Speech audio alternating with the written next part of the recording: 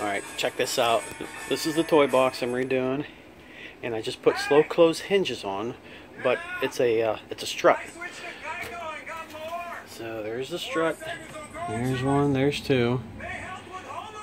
The lid won't go open any further than that, which is great. So it won't let you open any further. But then when you go to close it,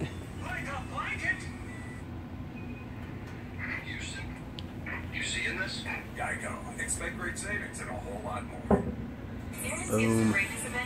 Awesome. And the name of the strut is Apex Stone. Apex Stone. These are the what is it, 150N strut. There are a few different sizes.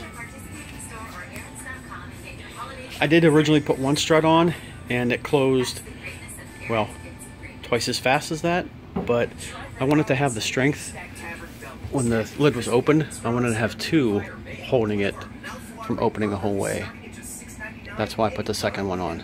One certainly did the job, but two I feel was just a little nicer.